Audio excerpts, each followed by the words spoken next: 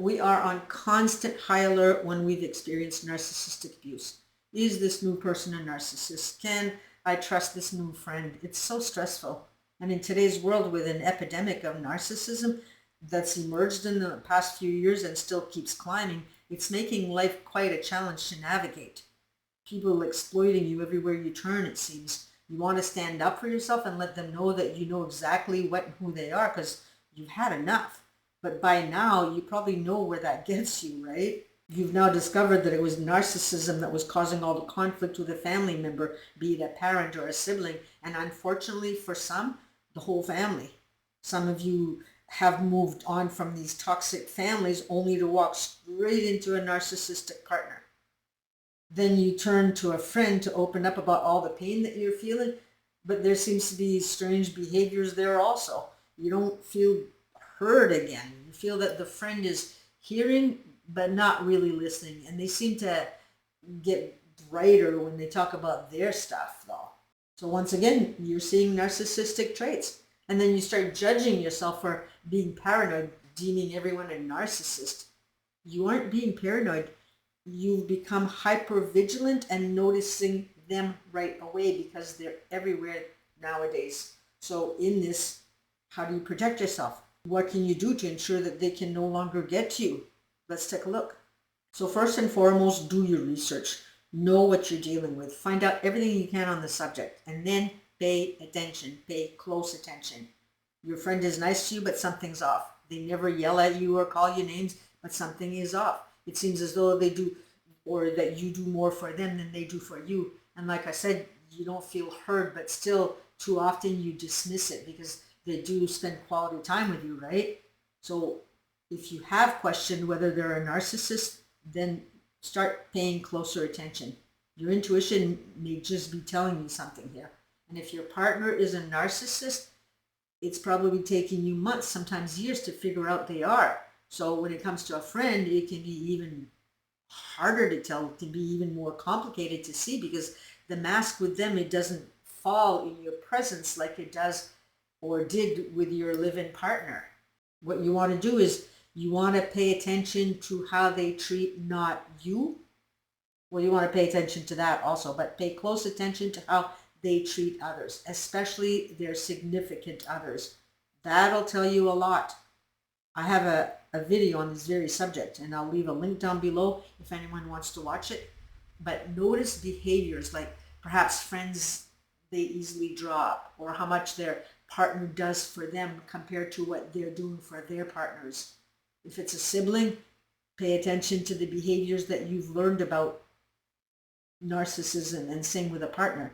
And really pay attention to how you're left feeling. That can tell you lots. Next, use what we call the gray rock method. A lot of us as victims have learned to trust everyone else but our own selves, so we need to turn this around here. We often share in hopes to connect with others, but that's a mistake because this world isn't about fluffy kitty cats and cute puppy dogs. There are predators at every corner, and predators are masters at sensing which people are easy to manipulate. The giver and the taker find each other like magnets.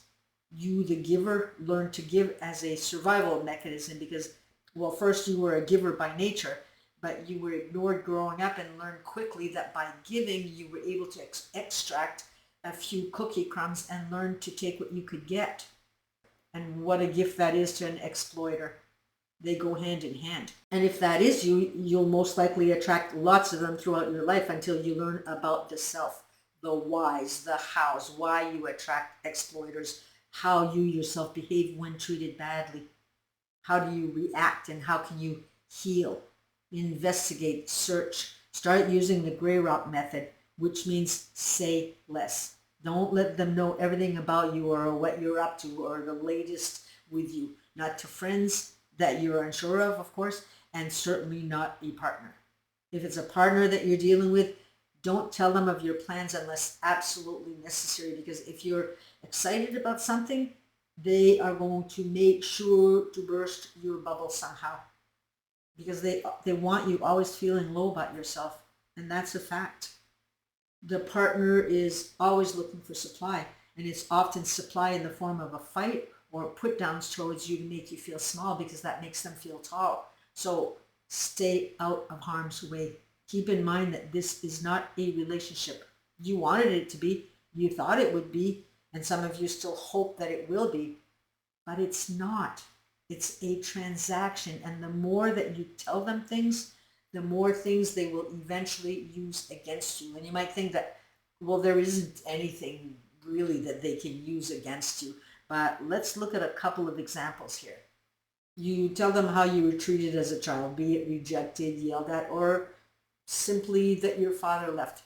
Sounds innocent, right? But what that does is that tells them that you more than likely have an abandonment wound of sorts. So next fight that ensues, if the narcissist sees they aren't winning, they'll use that knowledge against you and threaten to leave as they re-traumatize that wound inside of you.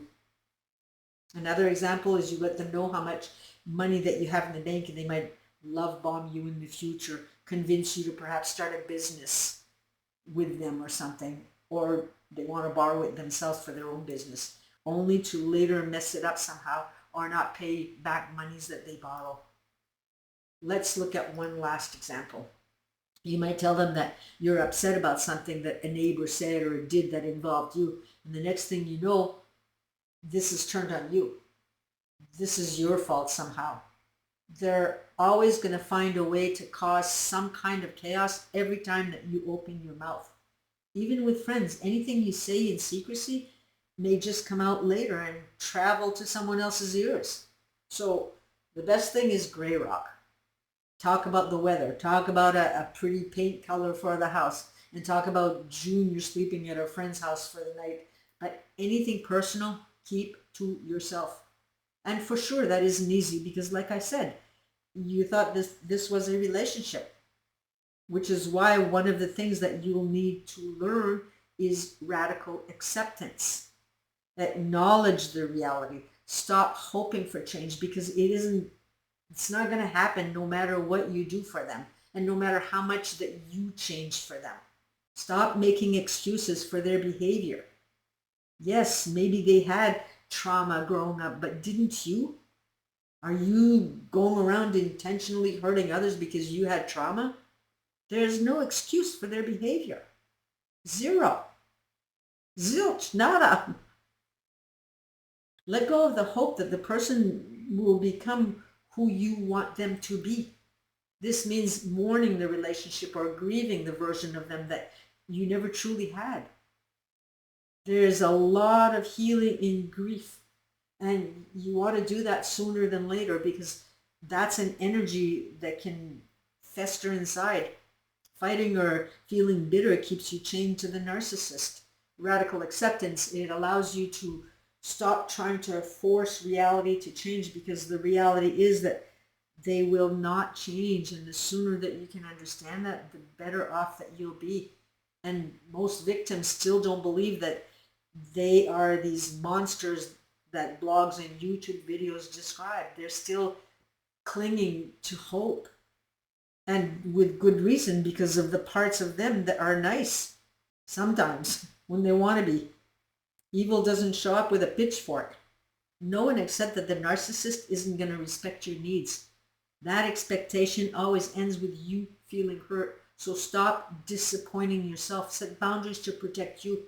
Boundaries in this case means limit contact, limit expectations, limit the sharing. Stop wasting energy trying to fix the narcissist. Direct that energy toward your own healing, your own self-care, and your personal growth. Radical acceptance isn't approving of or condoning their toxic behavior. It isn't giving up or being passive. It is an active, empowering choice to stop being a victim. It's not about forgetting or forgiving the abuse. By practical, radical acceptance, you stop fighting against what is, allowing you to reclaim your emotional freedom and peace. Sometimes we feel like if we just adjust our behavior, the narcissist will stop their crazy making, but no, they are who they are. Another important thing is that you can do is to vent.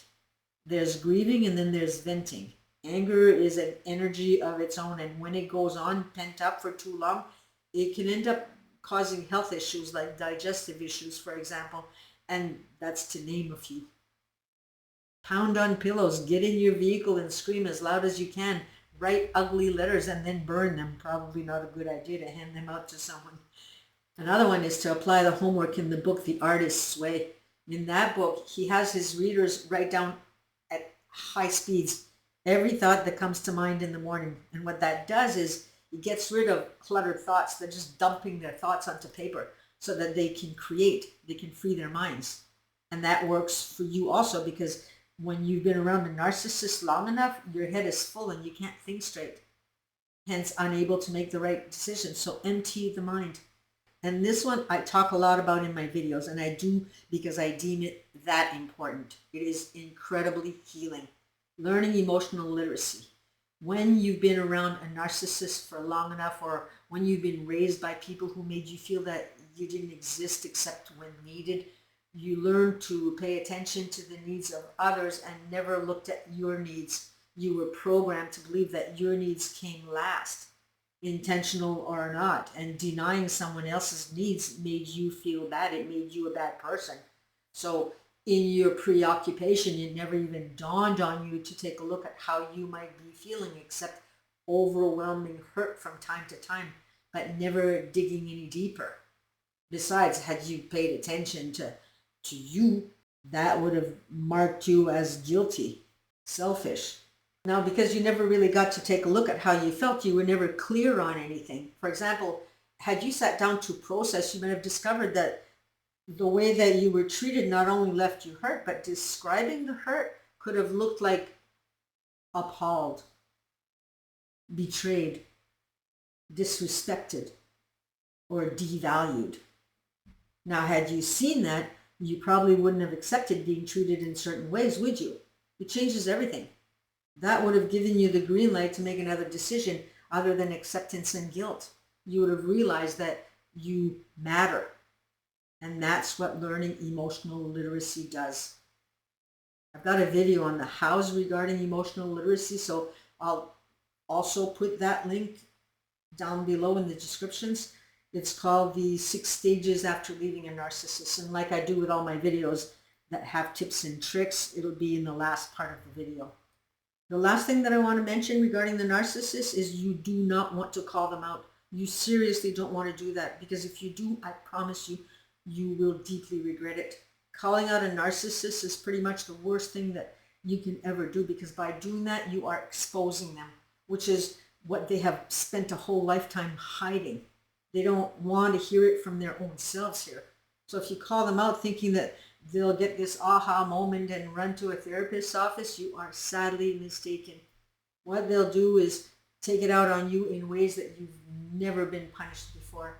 If you think the relationship was already bad, you'd be telling yourself that it was nothing compared to now. If anyone out there has called out the narcissist in their lives, please share your experiences down below. They will accuse you of being a narcissist, but it won't just be words in passing here. They're not going to let up. They're going to study all the lingo and set off on a huge smear campaign. You won't know what hit you. Friends will think that you've come unhinged. Family members will turn their backs on you, and you'll be stuck in a space alone with them, where the eggshell walk will no longer be a monthly issue here, but rather daily. I'm telling you, if you don't want to go through a road of hell, heed to this advice. Oh, and I said the last thing, but I want to mention another thing briefly.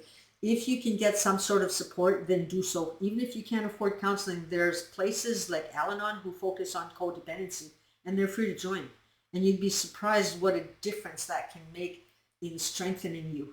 The mere idea of getting out of the house and going to a different environment, and then hearing the stories of others going through similar situations, can do a world of good. The stronger you get, the more powerful you are, and the more powerful you are, the less the narcissist can affect you. So I leave you with all of this to ponder on. Thank you for watching, and we shall see you in the next video. Bye for now.